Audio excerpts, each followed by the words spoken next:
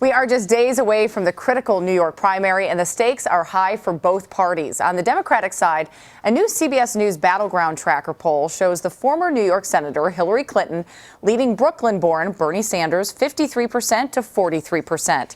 And for the Republicans, New York businessman Donald Trump has a commanding lead in his home state. Not only does he have a majority, he has more than double either Ted Cruz or John Kasich. The lead, if it holds Tuesday night, would net him the bulk of the state's delegates and put him back on a path, albeit a narrow one, to the 1,237 needed for the nomination. CBSN political contributor and founding partner of 270 Strategies, Lynda Tran, is in Washington.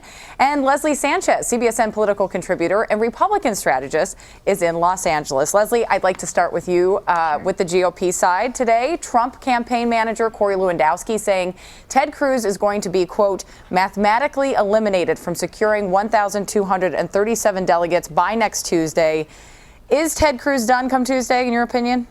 Not at all. I think that's really the kind of hyperbole you expect from a campaign manager, but this is really a very heated dogfight. And if you talk to any of the delegates, even in states that have already voted, and as they're anticipating coming into California, certainly the other states in the next couple of weeks, they're very excited. They're very aggressive about, getting the vote out for their individual candidates, and everybody is aiming for convention. So as much as they'd like to put, the end of the Cruz candidacy, it's not ending anytime soon. I want your thoughts too here. Donald Trump all weekend been voicing his displeasure with the GOP nominating process.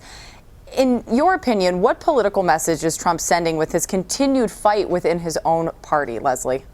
The disadvantage, here's the issue with the Trump campaign. They knew and had ample time to prepare a solid, legitimate campaign that would know how to organize the infrastructure within the party. You can rail against the establishment all you want, but fundamentally it's establishment delegates, the party leaders, who vote and ensure that the will of the Republican Party, that the integrity of the party is maintained. So it's this balance between what is the party versus what is the populist vote coming together. You can argue you don't like the rules all you want, but fundamentally, he has to participate if he wants to be in the Republican Party. So I think it's a lot of hoopla. It's trying to evangelize the base and ensure that they get informed, is that they get excited, and that they get prepared pretty much for a political battle. I think that's what both sides are doing, and they realize that may be the best shot they have because they're not going to get the votes needed before they get to convention. Lynda, do you agree?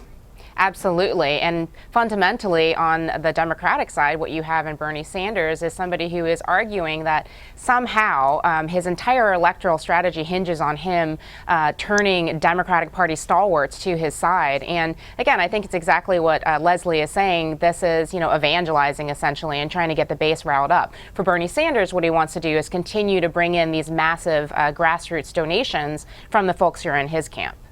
Leslie, I want to ask you, the RNC meeting this week in Florida, can they change any of the current nominating rules? They can do a lot.